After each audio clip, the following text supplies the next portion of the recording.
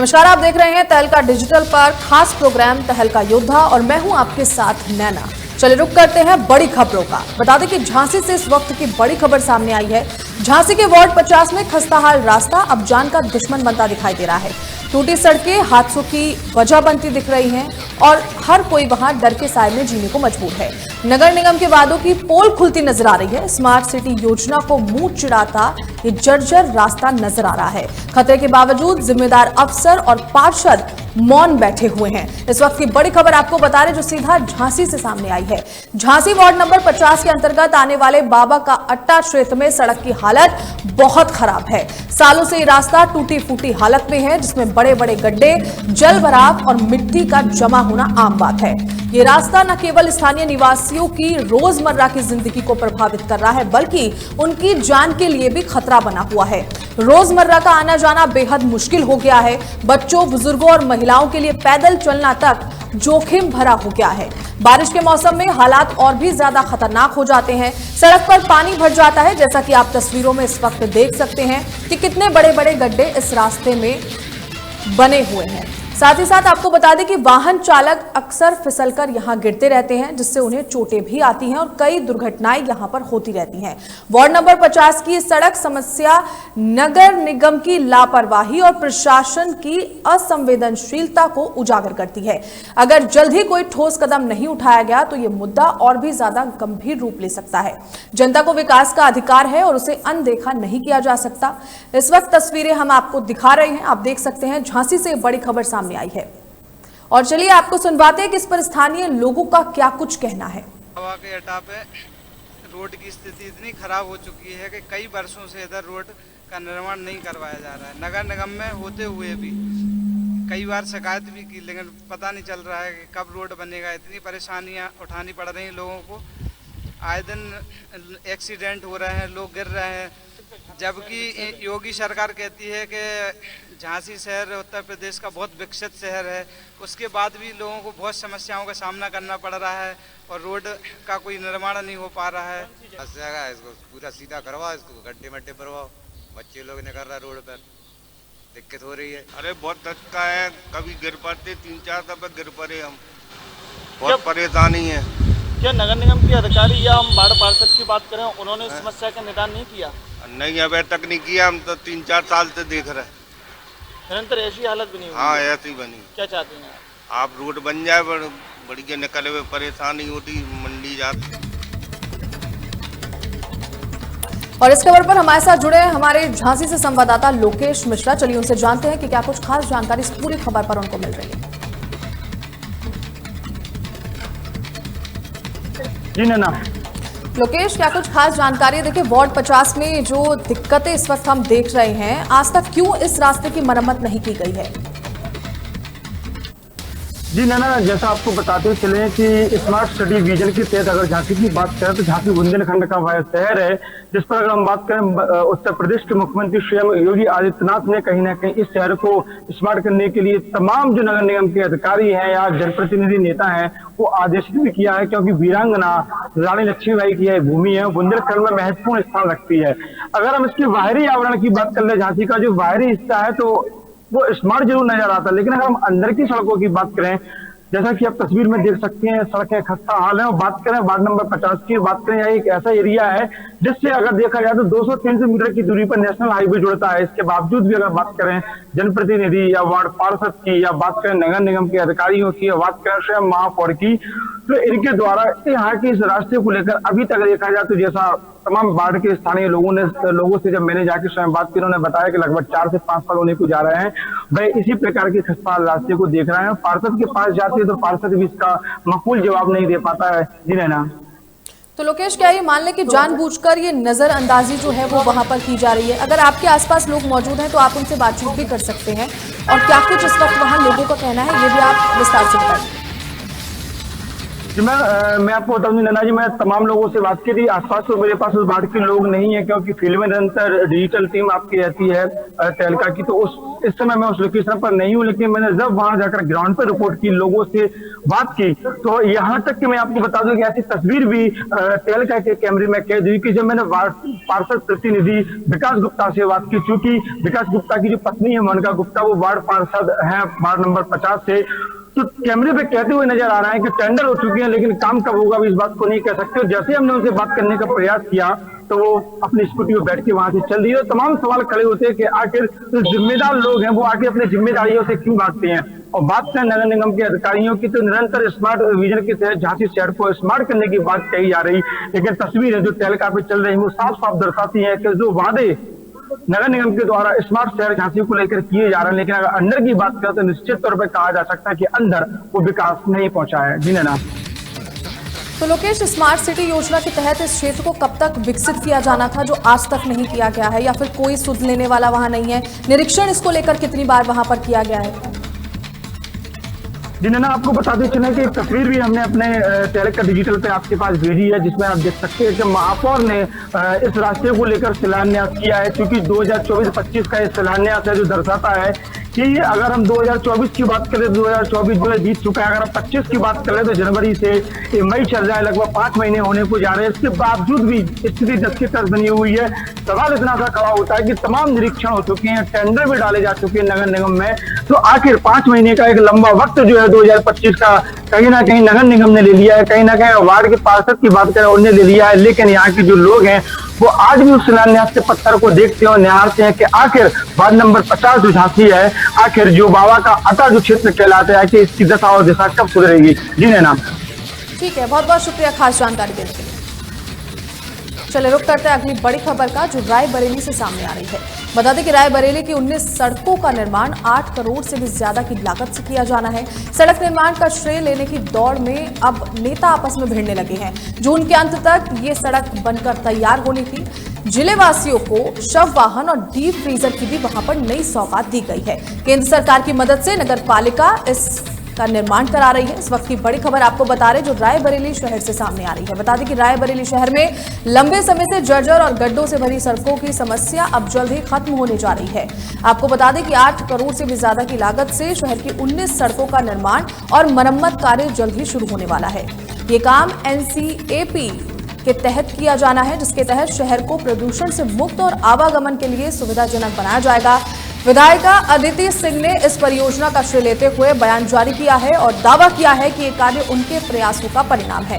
उन्होंने इसे जनता के लिए एक बड़ी सौगात बताया। नगर पालिका की ओर से सड़क निर्माण के अलावा जिले वासियों को निःशुल्क शव वाहन और डीप फ्रीजर जैसी जरूरी सेवाएं भी उपलब्ध कराई जा रही हैं। जहां एक और रायबरेली के लोगों को गड्ढा मुक्त सड़कों और आवश्यक सुविधाओं से राहत मिलने जा रही है, वहीं दूसरी ओर इस विकास कार्य को लेकर राजनीतिक हलकों में श्रेय की खींचातानी भी देखने को मिल रही है। लेकिन शहरवासियों के लिए सबसे जरूरी बात यह है कि वर्षों पुरानी सड़क समस्या का समाधान अब निकट भविष्य में दिखाई दे रहा है।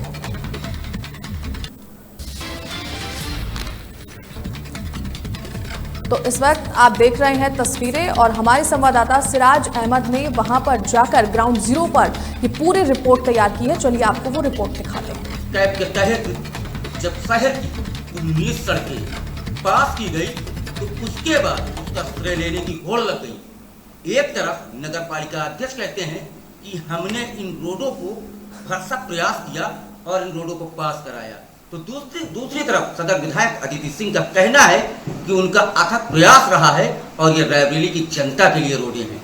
इस पूरे मामले पर आखिर क्यों और किस तरह से सियासत की जा रही है और होड़ क्यों ली जाए, आखिर जो है किस तरह से श्रेय लेने की होड़ मची है, इस पूरे मामले पर हमारे साथ मौजूद है नगर पालिका अध्यक्ष शत्रुघ्न लाल सोनकर। उनसे बातचीत करते हैं। अध्यक्ष जी, आपका हमारे चैनल पर बहुत बहुत स्वागत है। आपके चैनल के माध्यम से मैं रायबरेली शहर की जनता को सादर प्रणाम करता हूं। और बात रही जो 19 रोडें NCAP के तहत निर्माण कराई जा रही हैं, जिनका टेंडर लगा दिया गया है, ये देखिए सेंट्रल गवर्नमेंट का पैसा आता है यूपी गवर्नमेंट के पास। यूपी गवर्नमेंट से जो है नगर पालिका में शासन से पैसा आता है उसके तहत कार्य कराया जाता है। तो नगर पालिका को 8 करोड़ रुपए मिले, जिसमें ये 19 सड़कें हम चयनित करके टेंडर में लगवाए हैं। टेंडर 11 तारीख को खुल जाएगा और उसके बाद इन सड़कों का काम चालू होगा, जिसमें मधुबन क्रॉसिंग से लेकर के रामकृपाल चौराहे तक की रोड है। दूसरी घंटाघर से लेकर के रेलवे स्टेशन से ईदगाह तक की रोड है। तीसरी घंटाघर से लेकर के खोया मंडी तक की रोड है। खोया मंडी से फिर खिन्नी तला होते हुए जोशियाने पुल की रोड है और गोरा बाजार से लेकर के बस्तेपुर तक झूलेलाल मंदिर की रोड है। और इंदिरा उद्यान में दोनों तरफ साइड पटरी इंटरलॉकिंग लगाकर बनाने का काम है। सिविल लाइन चौकी से लेकर के एडीएम प्रशासन गवर्नमेंट कॉलोनी में दोनों साइड पटरी इंटरलॉकिंग लगाने का काम है। साकेत नगर में खड़ंजा लगाकर जो बहुत ज़्यादा खराब है उसको एनकैप के तहत लिया गया है। इसी तरह विभिन्न 19 सड़कें हैं जो नगर पालिका के द्वारा मैं करा रहा हूं। मैं नगर पालिका का अध्यक्ष हूं शत्रुघ्न सोनकर। तो लिस्ट चयनित करना, कामों को कहां पे कौन सी सड़क लेना है, मैं भ्रमण करके देखता हूं शहर में। तो इस तरह हम नगर पालिका से ये काम करा रहे हैं। अगर कोई श्रेय लेना चाह रहा है तो ये सपने देखना बंद कर दें। इस तरह के बयान न दिए जाएं। जो अपनी निधि से कोई काम अगर कराया हो इस शहर के अंदर तो वो बतावें कि मैंने इस निधि से ये काम कराया। आज तक अगर किसी उसमें बयान दिया गया हो कि नहीं मैंने ये निधि से काम कराया, कौन सी सड़क निधि से बनवाई शहर के अंदर, जरा बता दी जाए हमको। और मैं तो यहाँ पे इस तरह से काम कर रहा हूँ। झलकारी बाई चौराहे का सौंदर्यीकरण किया और डिग्री कॉलेज चौराहे का हमने सौंदर्यीकरण किया। सिविल लाइन चौराहे का सौंदर्यीकरण किया। अभी महावीर प्रसाद आचार्य द्विवेदी जी का स्मारक भी राजघाट पे बनाने जा रहे हैं। और जिस तरह को शहर सुंदर और स्वच्छ बनाने का काम कर रहे हैं। अभी डीएम चौराहे से लेकर के हॉस्पिटल चौराहे तक हमने डेकोरेटिव लाइट लगाई है। और जनता के लिए हम 100 वाहन भी खरीद करके ले आए हैं जो नगर पालिका उसका संचालन करेगी, जनता को सुविधाएं देगी। डीप फ्रीजर भी ले आए हैं जो जनता के लिए सुलभ कराएंगे हम। इस तरह के कार्य हम कर रहे हैं। अगर हमारे कार्यों से कोई संतुष्ट नहीं है और अपने उन कामों को अपना बता करके इस तरह से श्रेय लेना चाहते हैं तो इसको भूल जाएं। मैं नगर पालिका अध्यक्ष हूं। और इस खबर पर ज्यादा जानकारी के लिए हमारे साथ जुड़े हमारे संवाददाता सिराज अहमद। सिराज, इस वक्त आपने देखा जिस तरीके से आपने बातचीत भी की है नगर पालिका अध्यक्ष और विधायक के बीच में, जिस तरीके की खींचातानी का माहौल वहां पर चल रहा है, ये क्यों है? क्या आपस में बातचीत नहीं की गई थी? किस तरीके का माहौल इस वक्त वहां पर बना हुआ है? देखो, बिल्कुल आपको बता दें अगर बात रायबरेली की जाए तो रायबरेली में इस समय भाजपा के विधायक अदिति सिंह है और कांग्रेस नगर पालिका जो सतरोहन नाम से उनका है। और इस पूरे मामले पर जब सड़क निर्माण को लेकर के जब बजट पास हुआ और टेंडर 11 तारीख को पड़ना है तो एक तरफ सदर विधायक अदिति सिंह का साफ तौर पर कहना रहा है कि उनके अथक प्रयास से और 19 रोडों का बजट पास किया गया है और जल्द इस रोड का निर्माण करा दिया जाएगा। तो दूसरी तरफ शत्रुघ्न लाल सोनकर ने सोशल मीडिया पर एक वीडियो डाला और कहा कि देखिए नगर पालिका क्षेत्र के अंतर्गत जो काम होते हैं उसका केंद्र सरकार बजट पास करती है और केंद्र सरकार के बजट पास करने का जो प्रावधान है वो नगर पालिका को आता है और नगर पालिका इन 19 रोडों के लिए अच्छा प्रयास कर रही थी। और यही नतीजा है कि रायबरेली में जो 19 रोडें बनने जा रही है वो नगर पालिका अध्यक्ष के द्वारा बनवाई जा रही है। लेकिन कहीं ना कहीं कहा जा सकता है कि जिस तरह कांग्रेस विपक्ष में बैठी है और कांग्रेस रायबरेली का जा रहा है तो दूसरी तरफ भारतीय जनता पार्टी सत्ता में, तो कहीं ना कहीं सत्ता और विपक्ष का जो है यहाँ पर खेल पूरी तरफ देखने को मिल रहा है। एक तरफ अदिति सिंह इसका पूरा श्रेय लेना चाहती है तो दूसरी तरफ नगर पालिका अध्यक्ष इसका श्रेय लेना चाहते हैं। लेकिन सवाल तो इस बात को लेकर खड़ा होकर रायबरेली जनता चाहती है कि यहाँ पर विकास हो, क्योंकि अगर गड्ढा मुक्त सड़कें होंगी तो लोग आपको कैसे चलेंगे? क्योंकि ये सड़कें लगातार कई वर्षों से खराब, लोग शिकायतें कर रहे थे। लगातार उनकी शिकायतों के बावजूद जब इस रोड का निर्माण नहीं हो पा रहा था तो लोग जो है काफी नाराज थे। तो एक तरफ ये भी कहा जा रहा था कि आपके यहाँ पे विधायक अदिति सिंह है और रोड क्यों नहीं बन रही है, तो दूसरी तरफ ये कहा जा रहा था कांग्रेस पार्टी की नगर पालिका अध्यक्ष सत्यवान लाल सोनकर है, तो रोड क्यों नहीं बन पा रही। लेकिन जब रोड पास हुई, टेंडर 11 तारीख को होना है और उसका पूरा बजट इसमें लागू कर दिया गया कि हाँ अब ये सड़कें बनेंगी और लास्ट जून तक ये सड़कें बनकर तैयार हो जाएंगी। जिसके बाद कहीं ना कहीं भाजपा और कांग्रेस के बीच आरोप और प्रत्यारोप का दौर चालू हो गया। एक भाजपा नेता जो है विधायक अदिति से उनका कहना कि रोड मैं बनवा रही हूँ, मेरा अथक प्रयास है, तो दूसरे लोग सपोर्ट उनका ये कहते हुए नजर आ रहा है कि मेरा अथक प्रयास के कारण रायबरेली में जो 19 रोडों का निर्माण होने वाला है। जी सिराज, वैसे तो विकास काम बहुत कमी से ही होते नजर आते हैं, लेकिन जब होता है तो इस तरीके का जो विवाद है, इससे लोगों के बीच किस तरीके का माहौल बनता है? इस वक्त लोगों की क्या कुछ प्रतिक्रिया वहां से सामने आ रही है? देखिए, जो लोग हैं उनका साफ तौर पर कहना रहा है कि हमें जो लोग हैं उनका साफ तौर पर यही कहना रहा है कि हमें रायबरेली का विकास चाहिए और हम विकास के मुद्दे पर बात करना चाहते हैं। इनका विकास कहीं ना कहीं रुका हुआ था, जिसके कारण साफ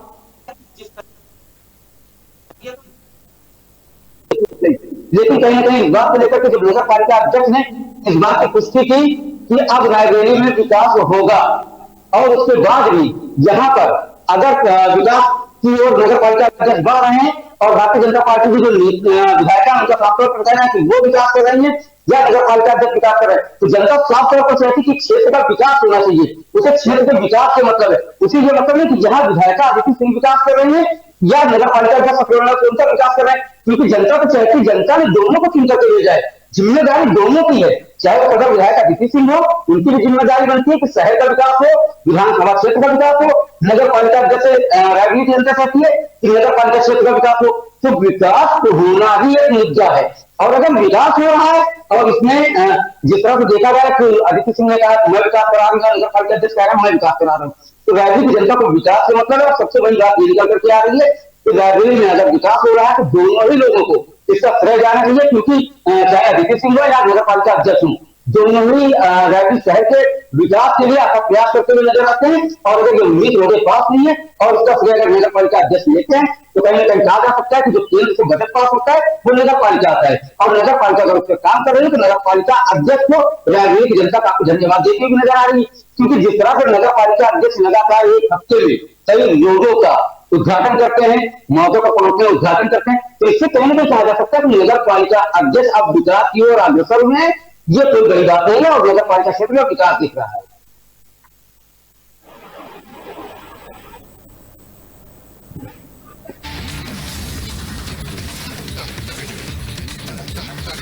चलिए रुक करते हैं अगली बड़ी खबर का, जो सीधा रुड़की से सामने आई है। बता दें कि रुड़की के मंडावली में खाली हाथ कब्जा मुक्त कराने जो टीम पहुंची थी वो लौटी है। जिलाधिकारी के आदेश पर ये टीम वहां पर पहुंची थी। आपको बता दें कि ग्रामीण इसमें रुकावट बनते नजर आ रहे थे।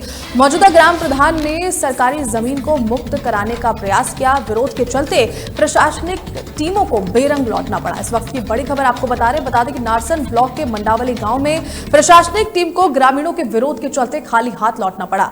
30 वर्षों से कब्जे में पड़ी सरकारी जमीन को मुक्त कराने की कार्रवाई अटक गई है। रुड़की के नारसन ब्लॉक के मंडावली गांव में उस समय हड़कंप मच गया जब जिलाधिकारी के आदेश पर गठित 5 पटवारियों की एक टीम सरकारी जमीन की नपाई के लिए गांव पहुंची। ये कार्रवाई ग्राम प्रधान के प्रयासों और शिकायत के बाद की जा रही थी, जिसमें आरोप था कि गांव की बंजर जमीन पर पिछले 30 वर्षों से अवैध कब्जा किया गया है। ग्राम प्रधान के अनुसार ये जमीन सरकार द्वारा ग्रामीणों के खातों में आवंटित की गई थी, लेकिन गांव के पूर्व प्रधान सहित कुछ दबंग लोगों ने इस जमीन पर वर्षों से कब्जा कर रखा है। उन्होंने जिलाधिकारी से अपील की थी कि जमीन को कब्जा मुक्त कराया जाए ताकि उसका उचित उपयोग हो सके। जिलाधिकारी द्वारा दिए गए निर्देशों के बाद 5 पटवारियों की एक टीम गठित की गई, जिसे मौके पर नपाई कराने के लिए भेजा गया और साथ ही साथ अवैध कब्जा हटाने की जिम्मेदारी सौंपी गई। लेकिन जब यह टीम मंडावली गांव पहुंची तो कुछ दबंग ग्रामीणों ने इसका कड़ा विरोध किया और टीम को जमीन की नपाई नहीं करने दी।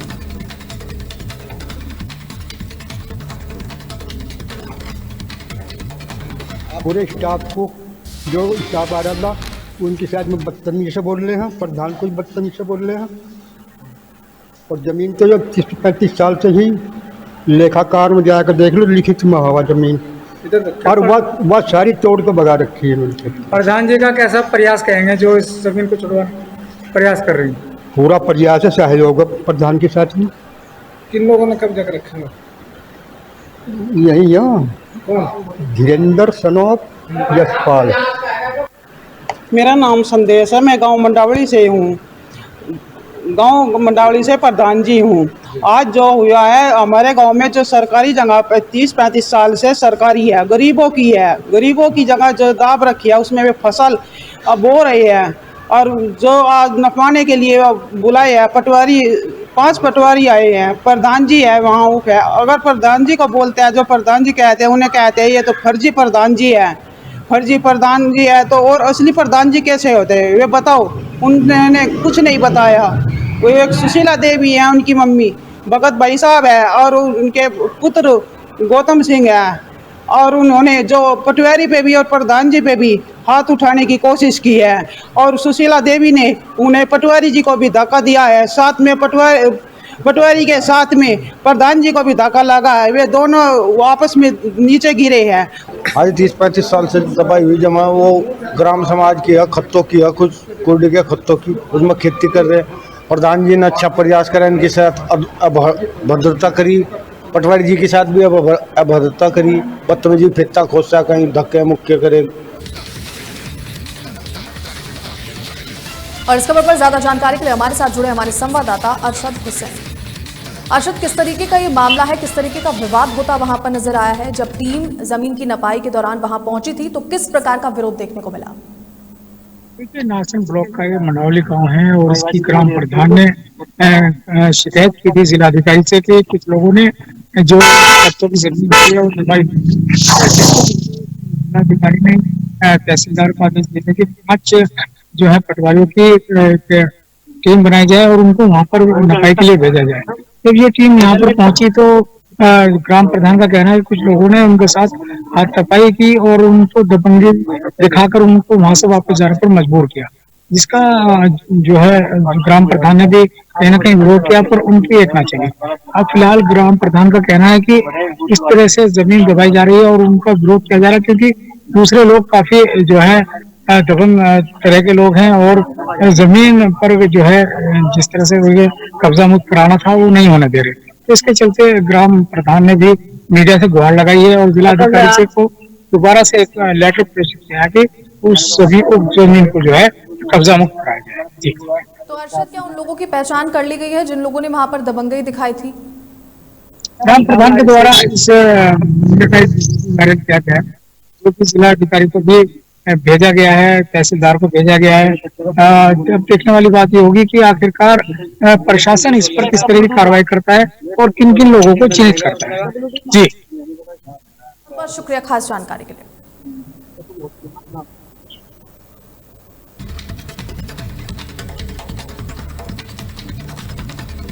चलिए रुक करते हैं अगली बड़ी खबर का, जो बलिया से सामने आई है। बलिया में महिला ने अस्पताल के फर्श पर ही बच्चे को जन्म दे दिया। घटना का वीडियो अब सोशल मीडिया पर तेजी से वायरल हो रहा है। वीडियो ने स्वास्थ्य विभाग की लापरवाही की पोल खोल कर रखी है।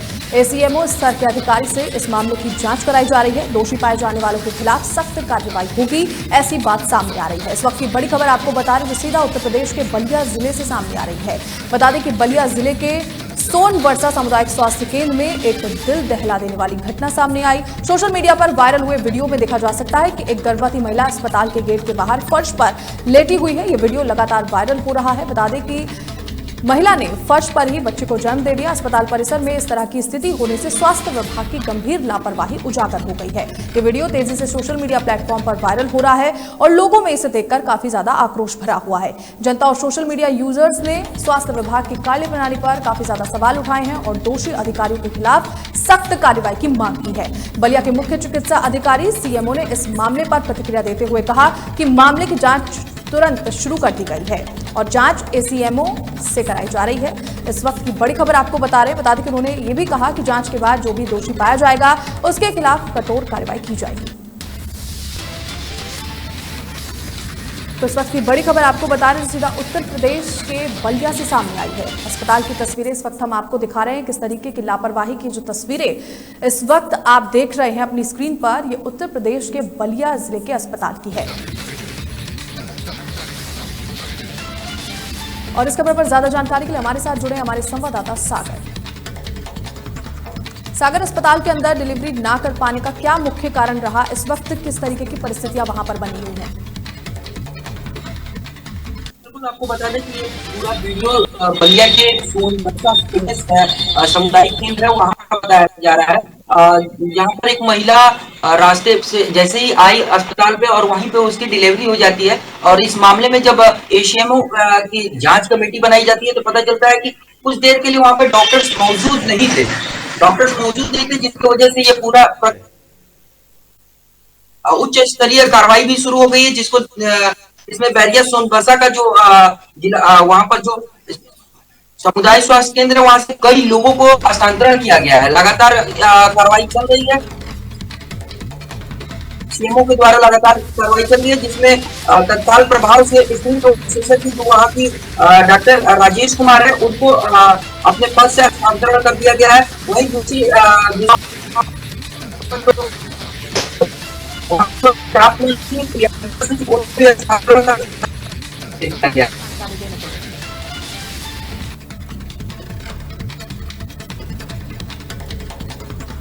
हरदोई से इस वक्त की बड़ी खबर सामने आ रही है। हरदोई में नकली कोल्ड ड्रिंक फैक्ट्री का भांडाफोड़ हो चुका है। नकली शाही जीरा और ड्रिंक बनाने का सामान बरामद किया गया है। फैक्ट्री में ब्रांड के ढक्कन और स्टिकर मिले हैं। लैब भेजे गए हैं नकली सामान के 4 नमूने। इस वक्त की बड़ी खबर आपको बता रहे हैं। बता दें कि गुलफाम की पत्नी के नाम पर यह लाइसेंस था और जो नमूने हैं उन्हें लैब में टेस्ट के लिए भेज दिया गया है। इस वक्त की बड़ी खबर आपको बता रहे हैं जो सीधा हरदोई जिले से सामने आ रही है। बता दें कि हरदोई जिले के मल्लावा क्षेत्र के मिर्जापुर गांव में खाद्य सुरक्षा विभाग और पुलिस की संयुक्त टीम ने नकली कोल्ड ड्रिंक बनाने वाली फैक्ट्री का पर्दाफाश किया है। छापेमारी खाद्य विभाग के निरीक्षक अनुराग सिंह और थाना अध्यक्ष बालेंद्र मिश्र के नेतृत्व में ये पूरी कार्रवाई की गई है। जानकारी के अनुसार गुफरान और इरफान नाम के 2 भाई लंबे समय से अपने घर में स्टिंग कंपनी की नकली कॉपी के नाम से जो कोल्ड ड्रिंक है बनाने का काम कर रहे थे और इसे बेचा करते थे। इसके अलावा उन्होंने लाहौरी जीरा की जगह नकली शाही जीरा भी बनाकर तैयार किया हुआ था। छापेमारी के दौरान बड़ी मात्रा में नकली कोल्ड ड्रिंक, शाही जीरा बनाने के लिए इस्तेमाल किए जाने वाले लिक्विड और पाउडर, बोतलों के ढक्कन और विभिन्न ब्रांडों के स्टिकर बरामद किए गए हैं। खाद्य सुरक्षा विभाग ने मौके से 4 नमूने लेकर टेस्टिंग के लिए लैब भेज दिए हैं ताकि खाद्य सुरक्षा नियमों का उल्लंघन स्पष्ट हो सके। जांच में यह भी पता चला है कि गैर कानूनी कारोबार के लिए फूड एंड सेफ्टी का लाइसेंस गुलफाम की पत्नी के नाम पर था।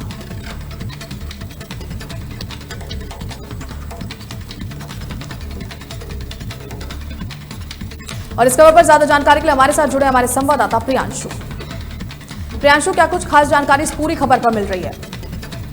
जी, आपको ये बता दें, ये मल्लावा कस्बे के मिर्जापुर का मामला है, जहाँ पे खाद्य सुरक्षा विभाग और कोतवाली मल्लावा पुलिस की टीम ने छापा मारकर बड़ा कारोबार जो चल रहा था उसका भांडाफोड़ किया है। यहाँ पे ये स्टिंग कंपनी के नाम पर नकली स्टिंग बना रहे थे और वहीं दूसरा जो है लाहौरी जीरा के नाम पे शाही जीरा बना रहे थे। अवैध रूप से ये कोल्ड ड्रिंक बनाई जा रही थी। खाद्य सूचना की टीम निरीक्षक अनुराग सिंह एवं थाना इंचार्ज जो है बालेंद्र मिश्रा, उनकी छापेमारी पे भांडाफोड़ किया गया है। ये काला कारोबार काफी दिन से चल रहा था, लेकिन जैसे ही इसकी भनक खाद्य विभाग को और मल्लावा पुलिस को लगी, तुरंत ही उन्होंने तत्परता से कार्रवाई करते हुए छापेमारी की। प्रियांशु, इनके खिलाफ मुकदमा दर्ज कर लिया गया है, अभी किस तरीके की कार्रवाई की जा रही है? जी, मुकदमा दर्ज कर लिया गया है। पुलिस द्वारा बताया गया है कि आगे की कार्रवाई चल रही है, जो भी उनकी तरफ से दिशा निर्देश दिए जाएंगे आगे का वो बताएंगे। बड़ी और अहम खबरों में फिलहाल इतना ही। खबरों को देखने के लिए बने रहें तहलका डिजिटल के साथ। नमस्कार।